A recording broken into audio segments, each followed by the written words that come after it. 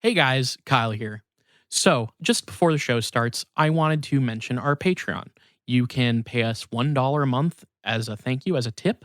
You can pay $2 a month to get access to one of our bonus content shows, episodes 2 days early, and a secret Discord chat where all of our Patreon donors get to go and hang out and talk with us directly. Then there's a $5 tier that you can donate to get access to a whole bunch more content. We have multiple bonus episodes on there. So please check it out. Patreon.com/itgetsweird. We don't advertise, we don't make money. So check it out and throw us some money if you think that would be cool. Thanks.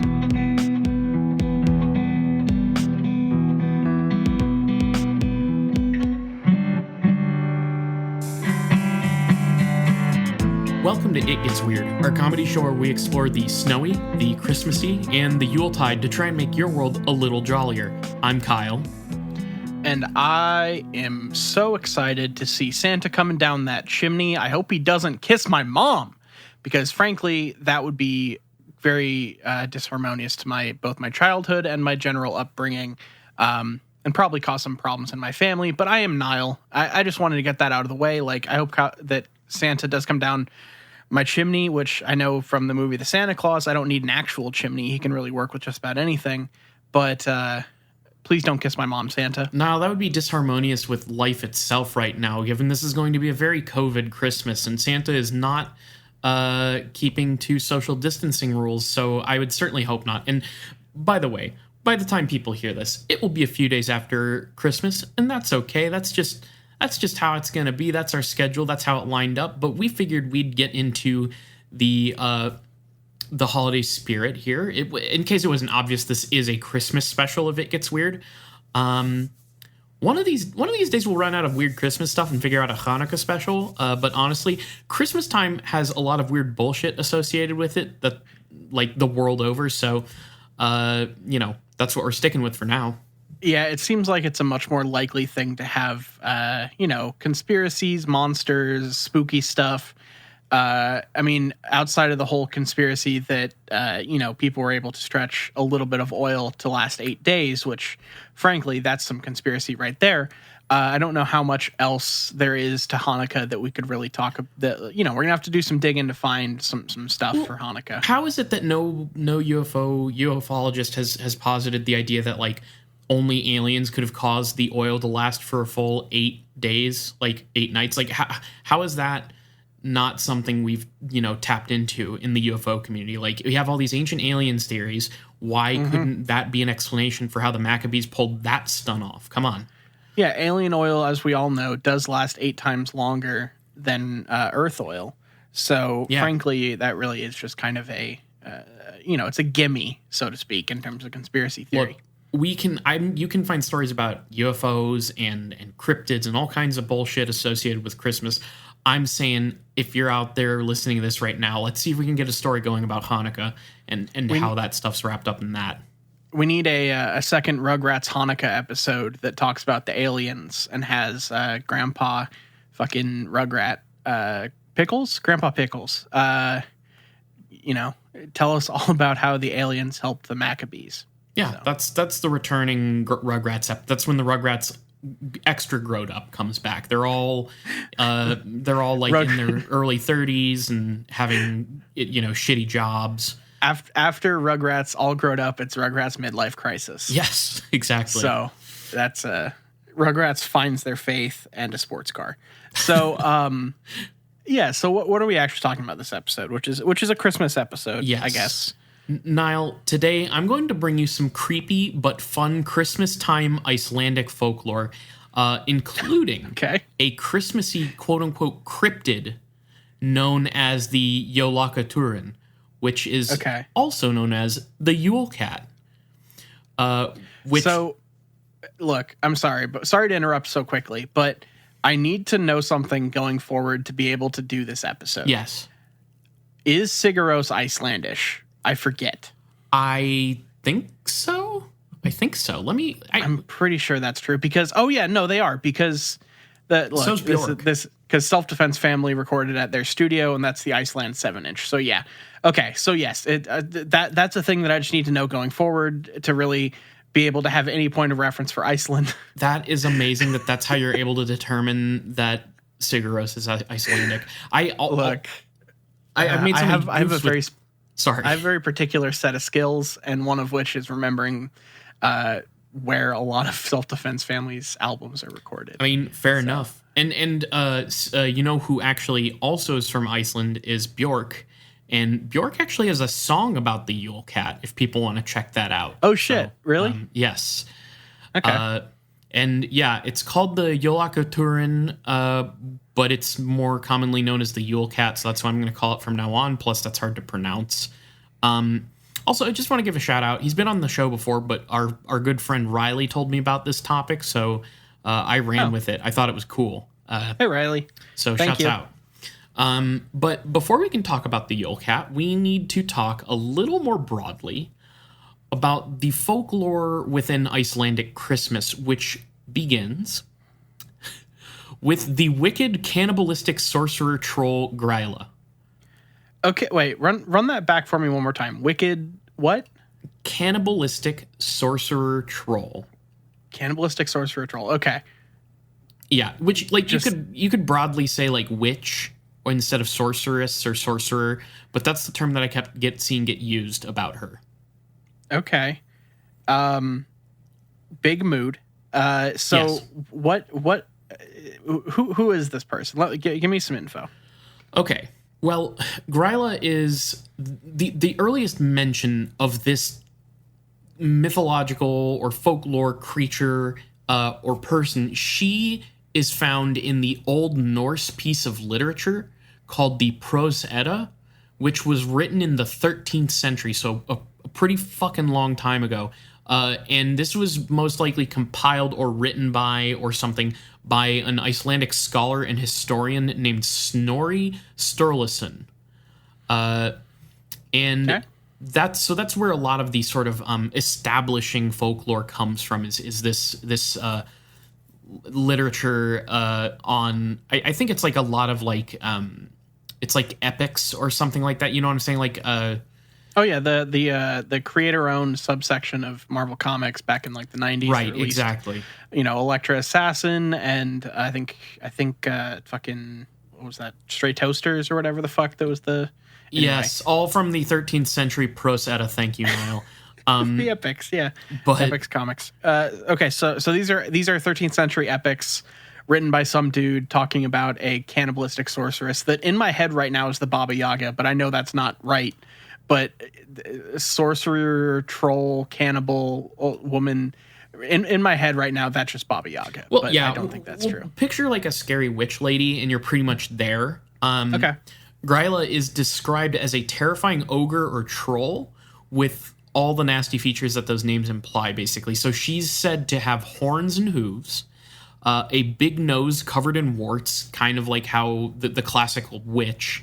But then it gets a little strange. She is said to have 13 tails, and also to have many heads. And in some of the lore that I found, she is described as having up to 300 heads, and each head has 3 angry eyes on it. So could have up to 900 eyes. Yes. That's exactly. A lot of fucking eyes. She can see everywhere. I mean, this is why she's so dangerous. She can just see. I mean, she's basically got it's like an insect sort of, feel. You know what? Just something that has like really good vision. You know.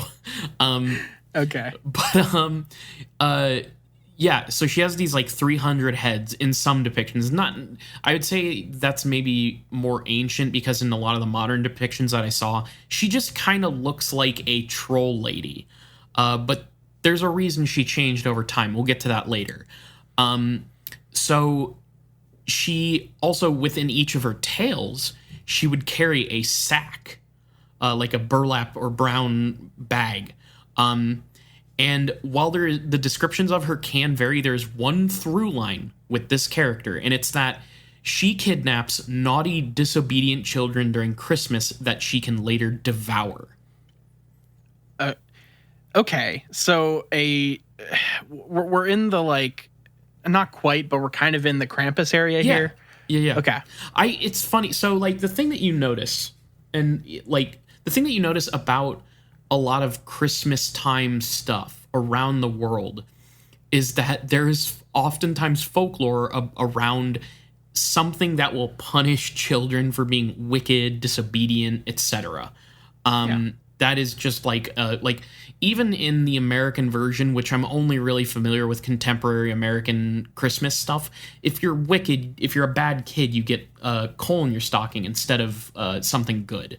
So there's always this like punishment factor to Christmas time, and in these other cultures, they have folklore where it's super intense that like a monster is gonna drag you out of your house screaming and eat you.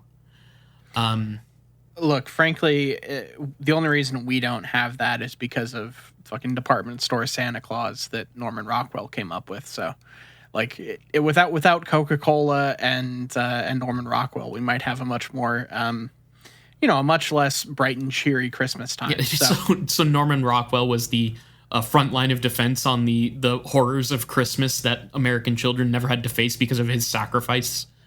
I mean, basically, yeah. His kind of department store stuff really did create the modern perception of American Santa Claus. But yeah, he was a soldier on the front line, right? So, well, unlike our cheery old Saint Nick, she is. It's said that she will take these kidnapped children. She'll like drag them through the snow in snowstorms, and she will stuff them into the sacks that her tails are holding. So she'll carry like a bunch of children away. It kind of suggests that she's carting children off from villages en masse. Okay, so she has a lot of tails. Yes. Does she have a lot of sacks, or is it one big sack? Because like, does each child get their own sack, or is it just kind of a communal kid sack? Okay, so it's not a katamari of disobedient children. It's like it seems the way I was reading it is each tail had its own bag, and they would just and each bag had its own child that she would carry away. Look, frankly, at least you're getting your own space. You don't have to be all up on top of each other. That's if you're gonna get kidnapped by a cannibalistic troll sorceress, at least you got your own bag. Right. This is she's basically a landlord. But boom, got him. She's a Gryla is known to stalk her prey, specifically on very snowy days, a lot of the times in snowstorms. Wait. She's known to stalk her prey, aka children? Yes. Like, children are... Okay, here's the thing. Children are the easiest... Remember, comedy podcast.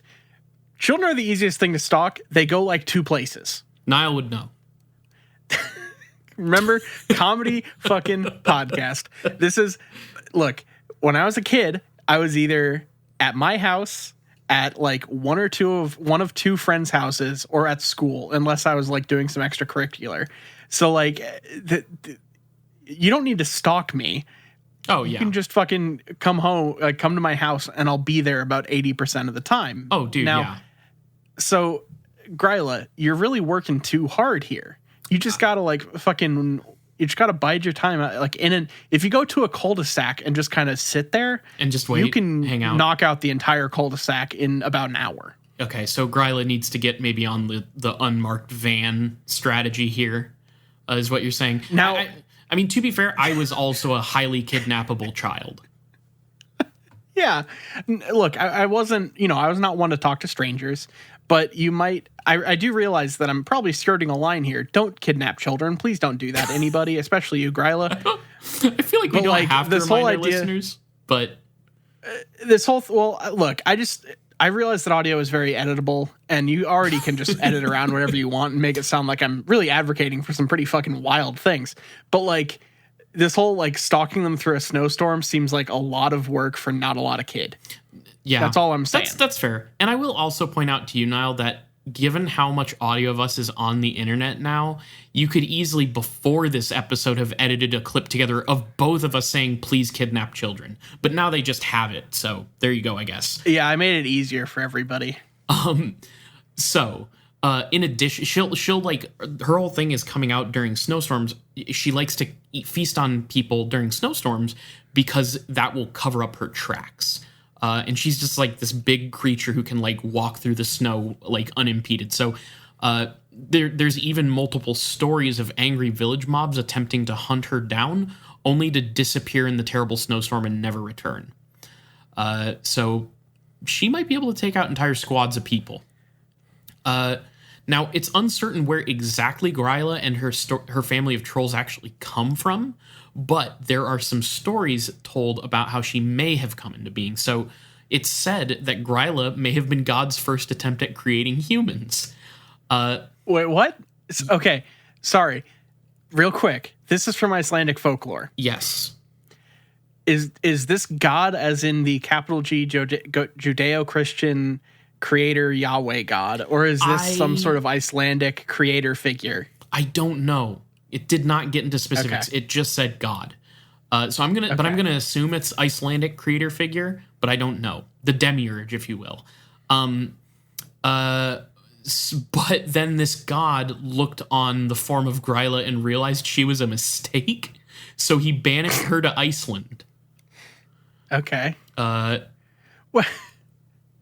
okay. Iceland's supposed to be a pretty nice place. I don't know why. Bad. Kind of making out pretty good there, I think. So. Yeah, you just have to download an app to make sure you don't marry someone too close to your bloodline. But I think that's about all you got going on there. Is that a problem in Iceland? Yeah, it is technically a problem in Iceland because they have a very isolated gene pool, so they do want some outsiders to come in and fuck. So Jesus, okay. Just diversify that gene pool. Man, I'm Niles on one. This is probably my most wild and out episode in a while in terms of just things that aren't part of any sort of episode. But figured for the end of the year, might as well go for it. Well, he banished her to Iceland in that version of the story, but the other story is a little more disturbing. Another more common story says that Gryla and her family were once a normal human family. Until one particularly harsh winter, they were forced to resort to cannibalism, so Gryla murdered her husband and fed his remains to her children.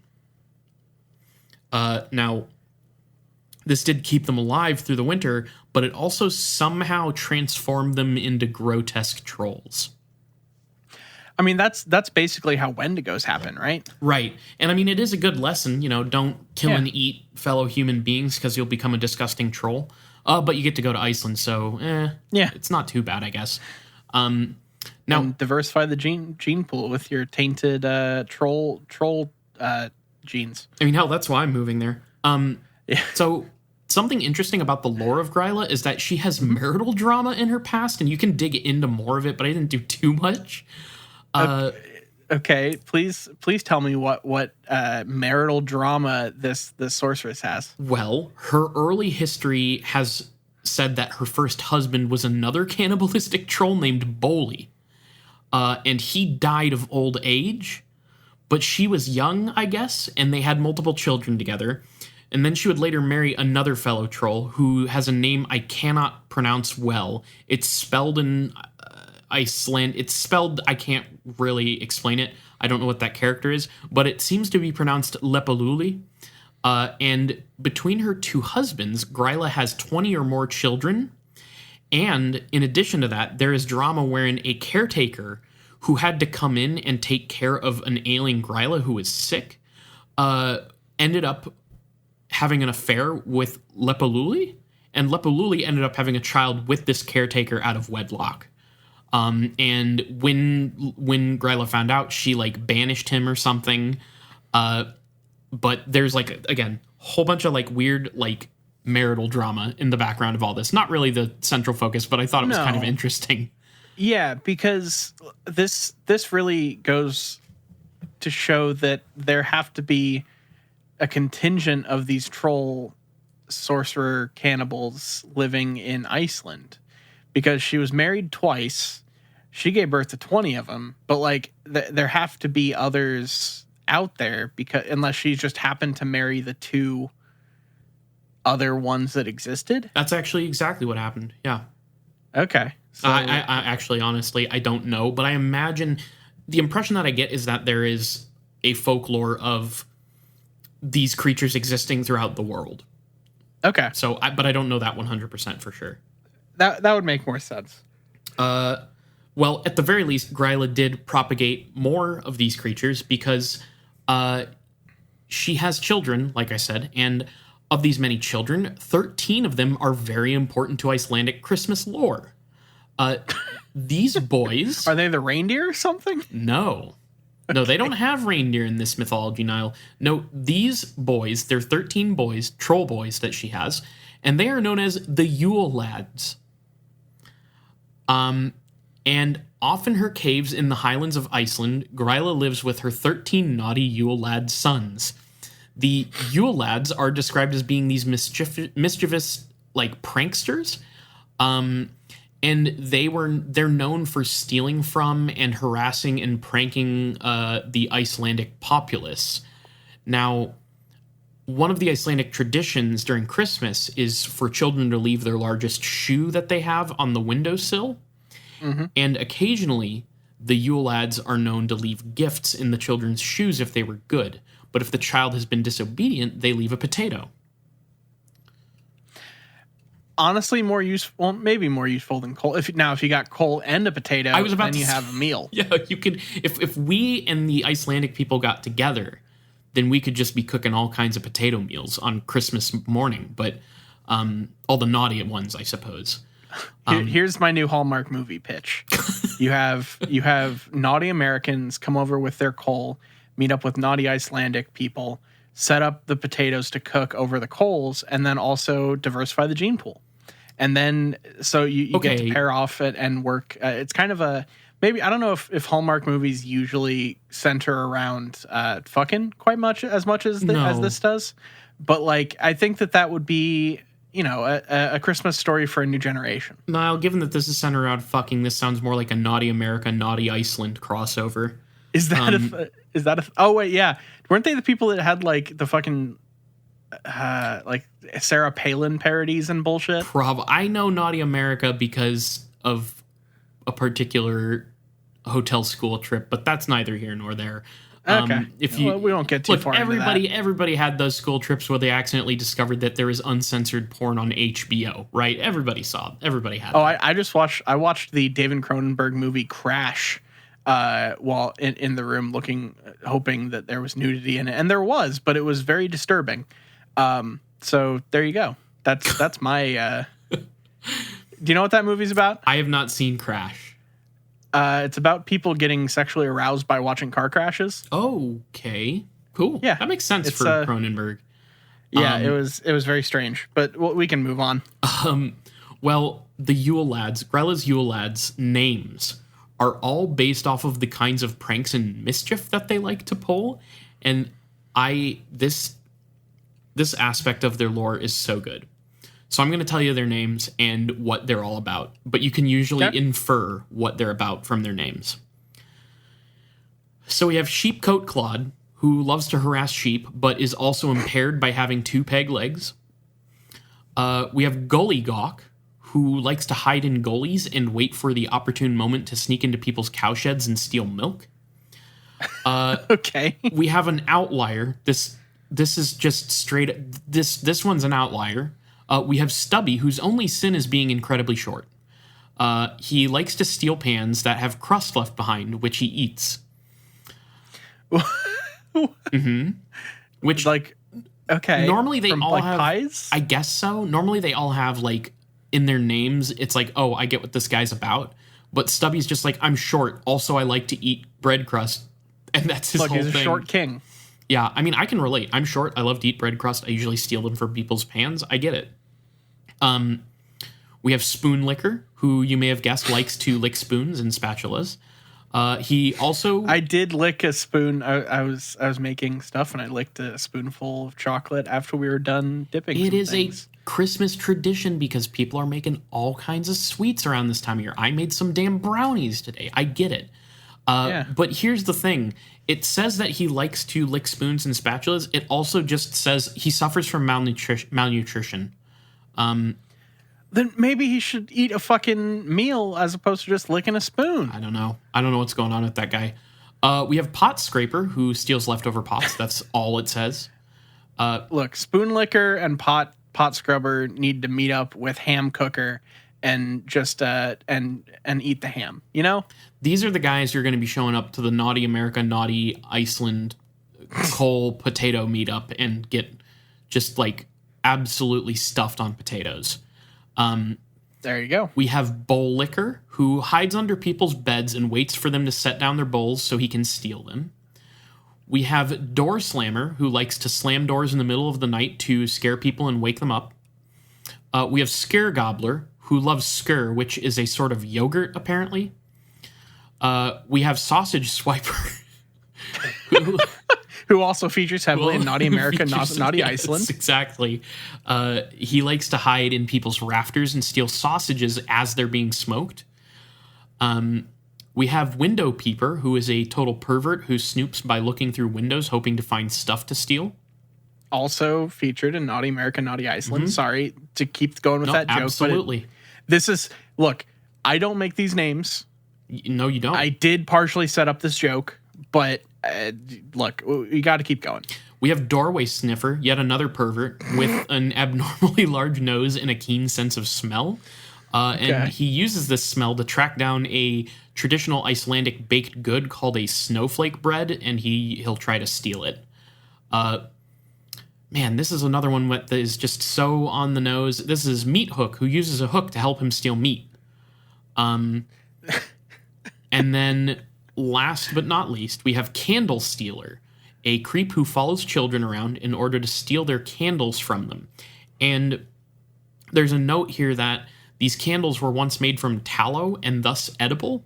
So, presumably Candle Stealer would eat them. Yeah, those are the Yule Lads. For some reason that I couldn't quite discern why, the Yule Lads have like a window, like they show up to your town in a specific order, like on specific dates. So they all show up at different dates and then they're there for a certain amount of time. So the first one arrives December 12th and the last one shows up on the 24th of December. And then all of the Yule Lads will have left by January 6th, but there's different like intervals for them. So it's like December 12th through the 18th. I'm dealing with fucking sheep coat, Claude. We better get the sheep in the barn. And last at the very end there, it's like up until January 6th, you gotta just like protect all your candles, especially the ones made from tallow.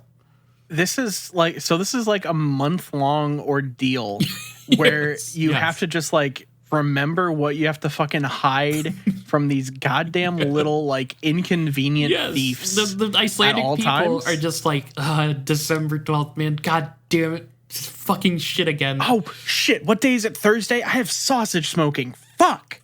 That's like, the day that Sausage Swiper comes. Fuck. Oh, wait. We have Sausage Swiper and Meat Hook? God damn it. All right, we're taking the doors off the hinges today, folks. You understand. It is Door Slammers week. It's Doorway Sniffer. So fucking and Door Slammer. Keep them, either one of those freaks. Doorway Sniffer might be the creepiest one of all of these, just because it's so like, first of all, sniffing inherently kind of creepy. Second, the fact that you just do it's Window Peeper or Doorway Sniffer are the creepiest of these. What, 13? Yes, 13 of these boys. I can see your argument. I mean, you could make an argument for a lot of these guys. Like, imagine a creepy little man with a big white beard who looks like a troll following you around as a kid, and you ask him what he's up to. He's like, I want your candle. You know? Oh, look, that's also creepy. But if I was just walking around and some guy was like fucking sniffing a doorway with like this intense, like a fervor, perseverance. Mm-hmm. Yeah, like he's just fucking going wild on a doorway, just sniffing it. You'd assume it was some sort of sexual fetish. I get it. Yeah, it would just. I don't want to call the cops because that's never good. But like, that is just not a thing I want to come across. Oh, that's fair. Well, I am excited to tell you, Niall, that you can take a tourist visit to the cave that the Yule Lads supposedly live in if you go to Iceland. Fantastic. I found... Did I nail it shut? No, I don't think that'll keep them at bay, unfortunately. There's 13 of them, one of them is a professional at slamming doors. So, I mean, best of luck. But from the Guide to Iceland website, here's what it has to say about visiting their cave. The Yule Lads live in Iceland, way up north in Mývatn at Dimmerborgir, Dark Fortress or Dark Cities. And wait, Dimmu Borgir? Like the band? It's a place in Iceland also. I didn't know it was a band. I didn't. Oh, yeah. It's like a metal band of some kind. I forget what vein of metal they're in. Whatever kind of metal comes out of Iceland, apparently. But that means Dark Fortress or Dark Cities. And there you can find their cave hidden away. And you might even stumble upon it during your visit to Dimmerborgir. Dimmerborgir, the Dark Fortress at Mývatn, is a true wonder of nature. This amazing area consists of towering lava rock formations which make you feel like you stepped into another world, a world of fairy tales and Yule Lads. The rocks are brittle and fragile, and here's the playground of the Yule Lads. So be aware that while visiting this area, as you might run into them. You might also run into them when they take their only bath of the year, the Christmas bath, on the 7th of December at, oh, Jesus Christ, at 6 o'clock at the Mývatn Nature Baths, the Blue Lagoon of the North. The Yule Lads sleep in their cave during summertime and can rarely be seen walking around as they are resting. In December, it is a different story. Then there is a good chance of running into a mischievous Yule Lad. There is a kitchen in the cave, and you can find the Yule Lads' laundry hanging up to dry, so it seems like they just popped out and could be back any minute now. In their strangely formed natural cave, there are beds for each and every one of the Yule Lads with their personal belongings, and it's fun poking around in there looking at their stuff, as long as they don't come back to find you in their cave, poking around going through their things. Okay. Look, I don't want to come home to have anyone poking around with my things either. So well, that's what they get do. That. You know, what goes around comes around, I think. Yeah, but if we can come to some sort of agreement that if I don't fuck around with their place and I don't go on this tour, I never have to see one of those 13 jolly boys, we might I might be able to strike some sort of deal that way, because I don't want to deal with any of these motherfuckers. Well, to be fair, Niall, they weren't always jolly. I'll get into it, but when they're kind of depicted with Gryla as like mischievous pranksters who like legitimately like invoke fear in the populace that they harass. Now it's different now. We'll get to that, but they're pretty much associated with a horrible troll witch woman. So Gryla also has a pet who has, in a way, become a part of the cryptozoology canon. Mainly, it's part of the cryptozoology canon insofar as it's like you can find this creature on cryptid wikis, but it's also a part of Icelandic Christmas lore, and that is the Jólakaturin, or the Yule Cat. Oh yeah, we talked. That's what this episode's about. It's one of the things this episode's about. Yeah. While it's not certain exactly where the tale of the Yule Cat came from, it was definitely popularized by the poet Johannes Úr Kotlum in the early 1900s. I'm so afraid I'm mispronouncing things, but that's just how it is. So I actually have the poem here. So let me read you a nice little Christmas poem, Niall, and you tell me if anything seems off about it, okay? Okay. You know the Christmas cat. That cat is very large. We don't know where he came from, nor where he has gone. He opened his eyes widely, glowing, both of them. It was not for cowards to look into them. His hair sharp as needles, his back was high and bulgy, and claws on his hairy paw were not a pretty sight. Therefore the women competed to rock and sew and spin, and knitted colorful clothes, or one little sock. For the cat could not come and get the little children. They had to get new clothes from the grown-ups. When Christmas Eve was lighted and the cat looked inside, the children stood straight and red-cheeked with their presents. He waved his strong tail, he jumped, scratched and blew, and was either in the valley or out on the headland. He walked about hungry and mean, in hurtfully cold Christmas snow, and kindled the hearts with fear in every town. If outside one heard a weak meow, then unluck was sure to happen. All knew he hunted men and did not want mice. He followed the poorer people who didn't get any new clothing, near Christmas and tried and lived in poorest conditions.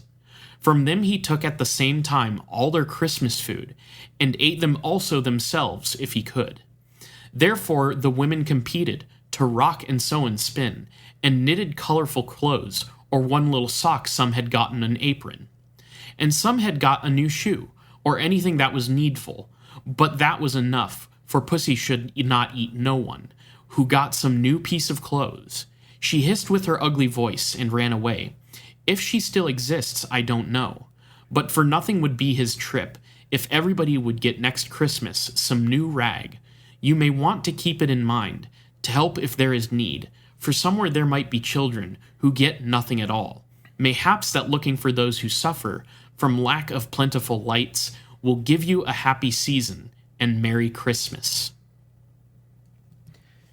Okay, so this is the reason why you get socks at Christmas. Maybe. Clothing. Maybe, Niall, because this is, as you're kind of calling it now, the idea of exchanging new clothes, like, codified into the holiday. Yeah, it's somehow getting a new piece of clothing acts as a ward against this fucking wild mystical cat that also is going to maybe steal your dinner and also maybe eat you. Yes. But not if you get even like now, even if like you sew a new patch on a thing, is that enough to keep this thing away?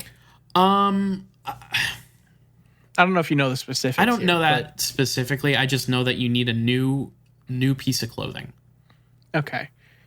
Well, I usually do get some clothing for Christmas, so I think I'm okay. But I guess I'll have to keep that going to make sure that I don't get either my dinner or just my body eaten by this wild ass cat that is the cat of a witch. Yeah. Okay. I was giving it some latitude with the very weird Google translation that was going on with that thing. I don't know if you did that, if you popped that through Google Translate yourself, or if that was something you found. No, and there's multiple translations of it, and I may have just gotten one that wasn't great, because I couldn't get it to like have some sort of meter. I for translated poetry, I rarely expect a meter, but it felt like there was someone that was very literally translating word for word instead of looking at the line as a whole.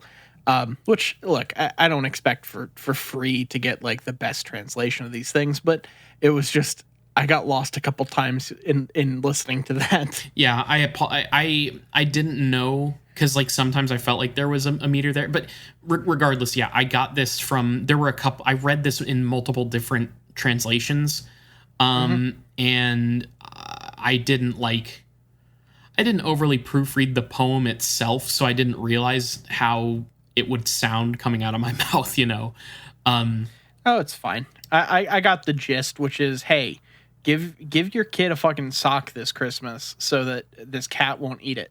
Yes. So, okay. So just about the Yule Cat, some possible explanations from folklore. There are stories in Scandinavian folklore wherein sorcerers could conjure a familiar called a troll cat, and they would do so utilizing ingredients like dead men's nails and bones. And that's kind of what it seems the Yule Cat might be implied to be. But it's also said that certain shamans could take up the form of a giant cat, or even other more malevolent creatures can do the same. So like witches and stuff can turn into like large cats. One of the examples they give actually is there is some sort of succubus-esque creature called a nightmare, and it is said to sometimes disguise itself as a larger than normal cat that can sneak into people's homes. But the Yule Cat is like a familiar of Gryla. It comes from her cave. It lives with her, whatever it may be. And it is said to appear as an enormous, monstrous cat creature, oftentimes described as being larger than a house. And Jesus. It typically only appears outside of its cave home during Christmas time, usually to go and prey on disobedient children. Or apparently people who didn't receive new clothing as a gift that year. So here's what I pulled a little wiki article on this particular aspect because it's interesting. So here's what it says. With its powerful claws and sharp teeth, it can easily chop human adults into bite-sized chunks. However, it is able to swallow little children, its favorite dish, whole. Yule Cat is active during Christmas time, when it may even travel to towns and cities. After Christmas Eve, it peeks inside windows to see if children have earned new clothes as presents. This seems to act as some form of limitation. If a person had been hardworking and active enough to receive new clothes, they would be safe from Yule Cat's hunger. Had they been lazy, the cat was free to first eat their Christmas meal, and afterwards the person themselves. Jolakaturin was probably a story that farm owners used to scare their workers to process wool before Christmas. As time passed, Yule Cat was more readily used to compel good behavior in children. Moreover, the legend also encouraged generosity. Those who were more fortunate with material wealth had a good reason to gift the poor with new clothes during Christmas, as their lives might be in danger without proper apparel. So, it's interesting because, like, we definitely have that's a, like we said, a theme throughout Christmas stuff around the world is that you should be giving and you should not be a shitty kid. Like, yeah, it's a through line. And I feel like if you kind of went back, I didn't do any like research into this, but I think it came up on Krampus too. Like, if you go back in history to like the earliest like stuff, like you can trace this back to pagan stuff, right? And I'm assuming that somewhere in there is the root of making children obedient and being a giving person. I'm assuming. Yeah, there definitely seems to be a sort of morality at play here, but it also kind of comes off as a little bit like a class issue of these right. of like, you know, the person, the fucking owner of the farm using this to scare his workers into working harder so that they have wool to make their kids socks so they don't get eaten by a giant cat. So, you know, people have found ways, both realistic and mystical, to, to fucking urge the common man to give up their labor for centuries. And this is just one of those ways. Yeah, I mean, that's what's like fucking crazy to me is just like, yeah, you better like have enough money to like get new clothing because like if you don't, yeah, you just might get eaten by a ginormous monstrous cat that a witch sent to kill you. Is pretty fucking wild to me. There is another thing that was really fucking wild to me because, you know, if you look into this, everything is just like, well, this is like folklore that's like passed down from all these legends and myths and things. And it's like, oh yeah, no, that makes sense that why this would be so like wild and full of like crazy stuff. And that's fine. But one website that I found said one explanation that people have given, and I don't know who people are, it's very vague, but it says one explanation as to where this myth may come from is polar bears drifting into Iceland on glaciers. They're like, oh, well, maybe polar bears will drift into Iceland and the Icelandic people will think it's some sort of monster cat and like it'll kill people and they'll write that down in their folklore because this random giant beast killed people and scared everybody and they'd never seen anything like that before. Okay. But I could not find any other discussion on this idea anywhere else. I mean, there is something to that. Like, whether or not it actually happened, the idea of an animal from somewhere else that was just unknown in that area being responsible for this is, in some ways, like, it makes some sense. And whether or not that was the actual genesis of it or not, it could then have been used by people as a way to scare their, because, you know, people will just find any reason to scare other people or scare their kids into behaving. So, you know, I could see that happening. Yeah. Well, I mean, I'm trying to picture the scenario because one, that sounds like a really fucking rare scenario for a polar bear to just drift all the way to Iceland. But can you just imagine being the Icelandic person who's like, looking off into the water and like, "Aw, what is that? Is that a cat? Oh, Jesus, no, it's not a cat. It's just far away." And then it pulls up on the shore and it just like mauls a village. Like that seems wild to me. It's terrifying. Like the concept of a predator that you've never witnessed before. Look, this is literally like, you could remake the movie Predator in Iceland with polar bear as the predator because, its hair already cloaks it in the snow. So fucking just think of this as fucking Icelandic holiday predator. Yeah. And there you go. You got a whole new movie. It also like has we all know polar bears have like the heat vision going on. Yeah. Plus they make that clicking noise. We all know this about polar bears. Yeah.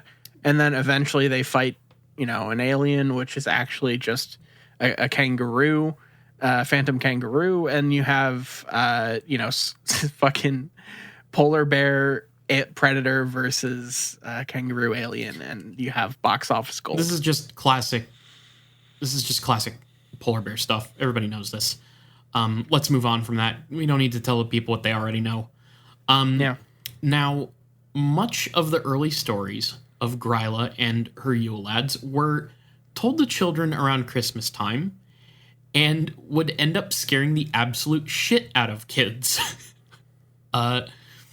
The name of Gryla would actually come to mean scary or something that scares. It was so frightening to children that kids wouldn't even want to go outside during Christmas time. And it got so bad, in fact, that eventually Iceland banned it. So. Okay. Yes. So, in 1746... a law was passed to ban the telling of the terrifying stories of Gryla and her mischievous Yule Lads. These stories were often graphic, describing disobedient children being dragged into a cave and chopped up for a stew that would feed Gryla and her whole nasty family. Or perhaps it would involve a monstrous cat devouring children in one bite. And so I guess that they straight up banned it by actually putting it into law. That's so weird. Like, having to ban a piece of folklore because it's so ubiquitous and like causing a public disruption is fucking wild. Yes. Yeah, it's like to have to write a law of like, fine, it was working with the Krampus. We heard about people using the Krampus in other places, but apparently 13 devilish troll boys and their evil sorceress mom with a devilish monster cat familiar. That's too much, I guess. I don't know. The Krampus is getting away with like packing kids into sacks and carting them off to hell, but we're the ones who went too far. Oh, sorry. Yeah, look, it's all the war on Christmas. Yeah, exactly. That's the point. Honestly, Starbucks. That's the point I've been trying to reach this whole time. Thank you for saying so. Look, Starbucks took the Yule Lads off of the cups 5 years ago, and ever since then, it's just been a decay in moral values and really just Christmas spirit. Gryla is going to make it safe to say Merry Christmas again. That's a guarantee. But because of the war on Christmas, every usage of the word Christmas in this episode has been censored, so you can't hear it. Niall, editor's note, go back and bleep out every usage of the word Christmas. Niall, actually, do me a favor. You can edit this part out too, but do me a favor, and when you go back and bleep it out, can you just put something fun and festive over it, like bleep it out, but use like the sound of jingle bells, like a jingling bell. Instead of a bleep, just because, like, I don't know. I think that could be more fun. Well, okay, but what if the bleeps were in the tones of jingle bells? So as you listen to the whole episode, it beeps the melody of jingle bells as you go through the episode. That isn't exactly what I was saying, but no, I know what you were saying. This is another idea. I mean, hey, you could. What if we took both those ideas and molded them together into one festive censorship party on the show? And we can just censor out all the times we said Christmas. You know what I'm talking about. Yeah. In a festive censorship. I'm not trying to make more work for now the name of this episode. Thank you. Yes. So please go ahead and maybe do both ideas together. Maybe you could toss in a couple ho ho ho's, or maybe like an individual ho, because I think ho ho ho is too long, and you can just like have you can get a recording of Santa Claus saying ho ho ho, but each censor is a different part of the tenor of him saying. Do you understand what I'm saying? Yeah, no, I got what you're saying. I'm not going to do any of this, but it was a good brainstorm, and maybe I'll do one of these. We'll see. I doubt it. Okay. Well, thanks for editing this whole part out. So, Yep.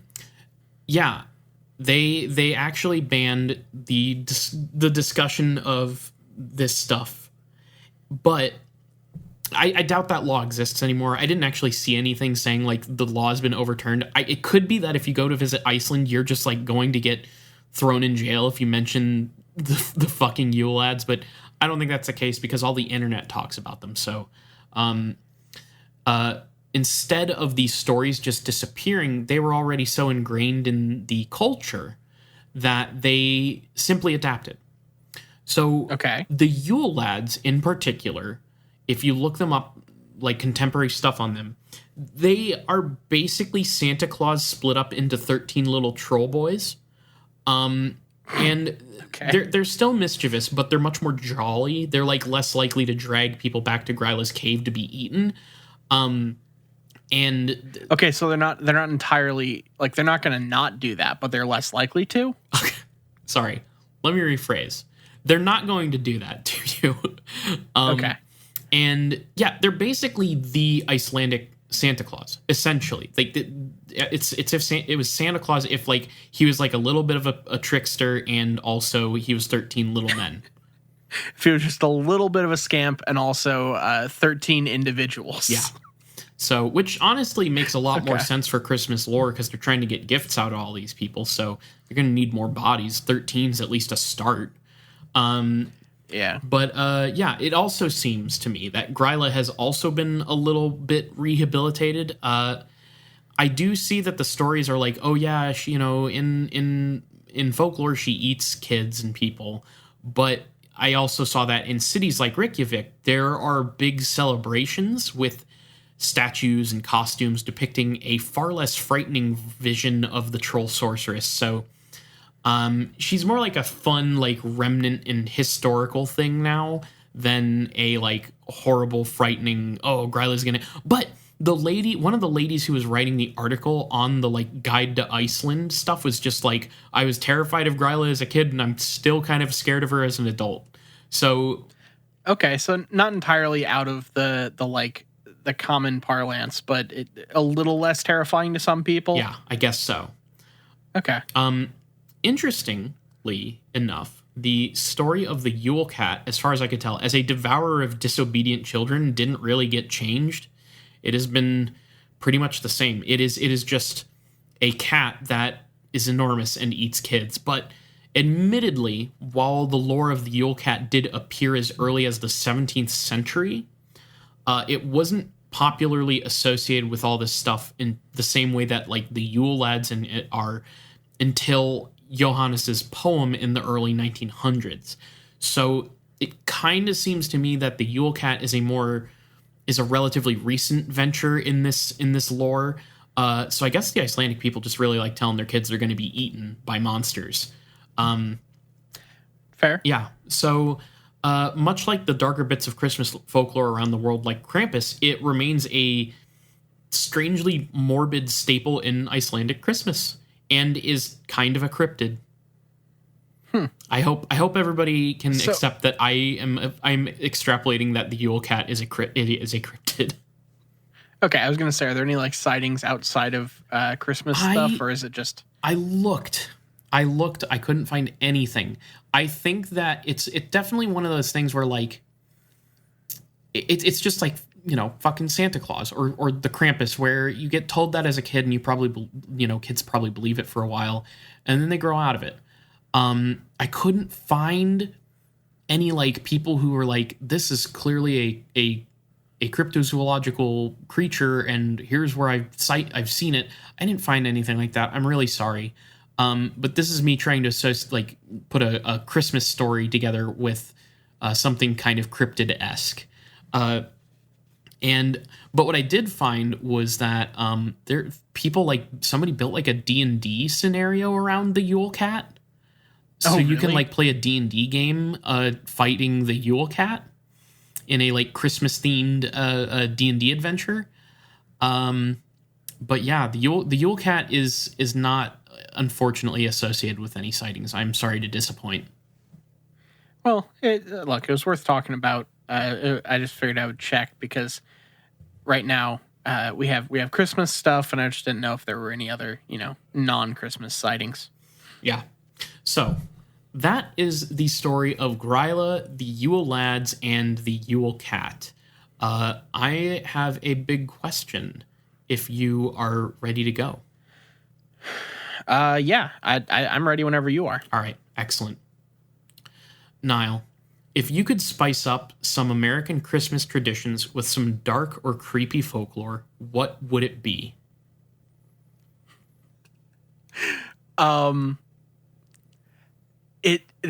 Look, if you really want to talk about it, the concept of the movie The Santa Claus is effectively a horror movie anyway. Right. This is what you kill the Santa Claus and you become the Santa Claus? Look, yeah, if you spook the Santa Claus and he dies, then you become the Santa Claus, and no matter what you do, your beard grows out and your belly grows out, and there's some challenging body horror elements to this if you don't play this for laughs. That I think that looking at the Christmas, at the Kris Kringle, Santa Claus, whatever you want to call him, lore as kind of a curse or a burden as opposed to this jolly man that, that is just doing this out of the goodness of their heart. You could totally make this into a kind of Herculean effort by an individual. What you're describing is really less a nightmare for the children of America, but a nightmare for the man trapped within Santa Claus. Yeah, I mean, there's that element. You could also look, if someone decides to break bad there, you do have magical powers that allow you to get into anyone's house and everyone's house in the same night. So you could really wreak some fucking havoc. Look, if we're talking about ways to get to easily kidnap children, Santa's really high up there, frankly. So, but why stop you at could children? Easily dogs, pets. The Parents? Grinch is effectively parents. The Grinch is effectively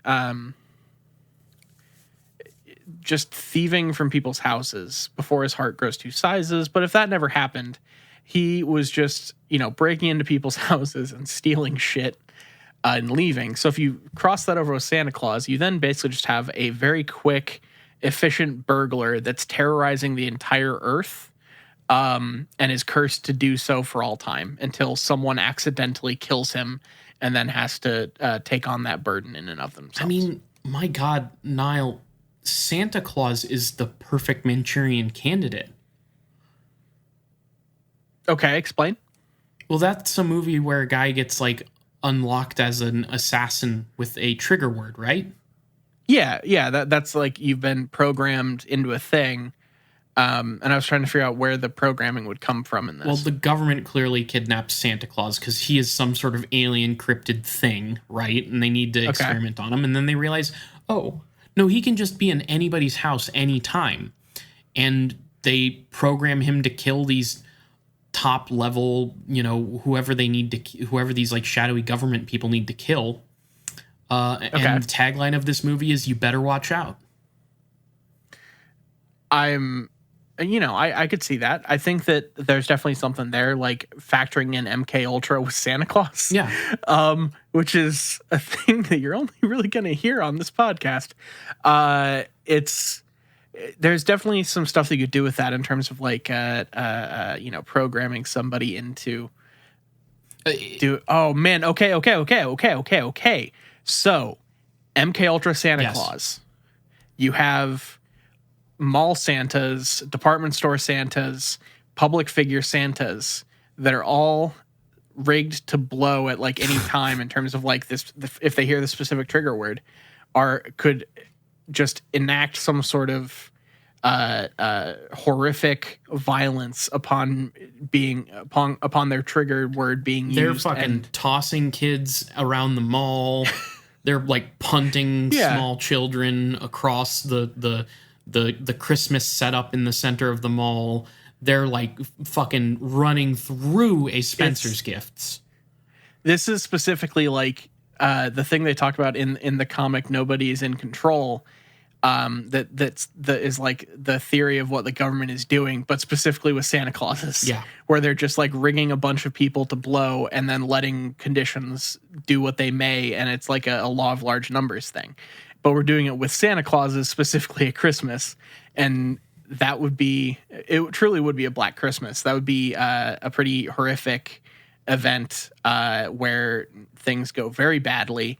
Man, yeah, you could totally Manchurian Candidate, MK Ultra, whatever you want to call it, some horrific nonsense through the holidays if you wanted to.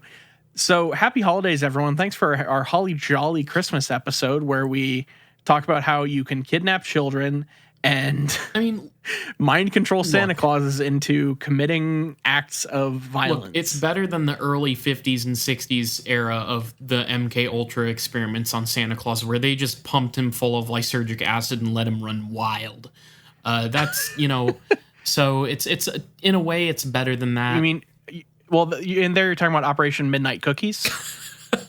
Yeah, that's what I'm talking about.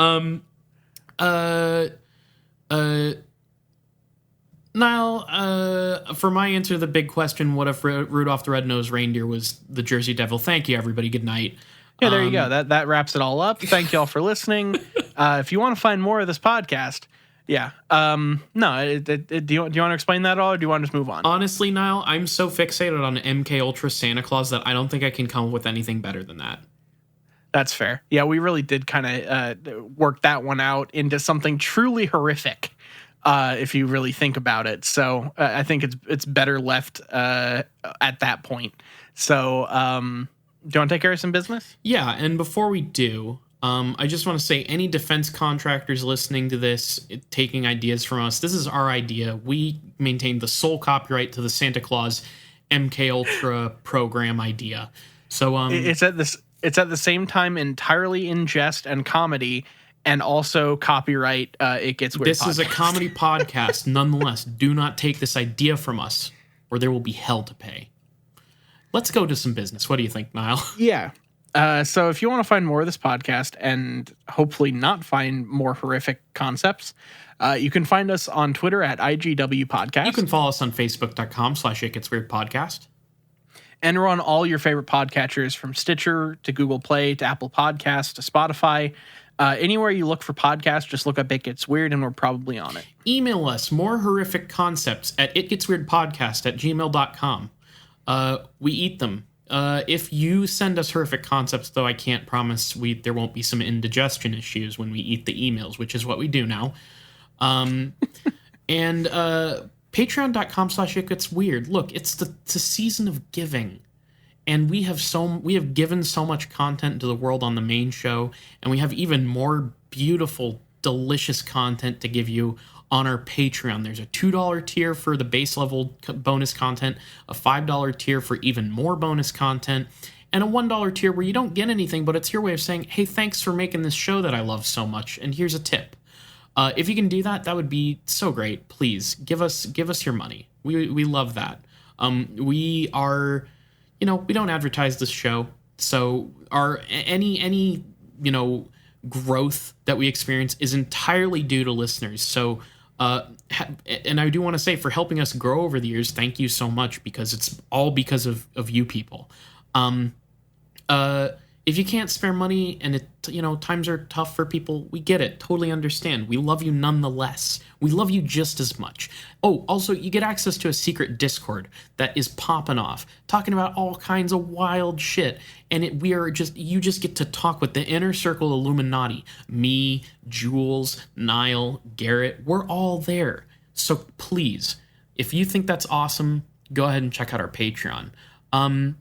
But yeah, Niall, anything else? I wanted to say, happy holidays to everybody. Merry Christmas, happy holidays. Hanukkah's over. Me and my fellow Jewish people, we know all about that, but that's okay.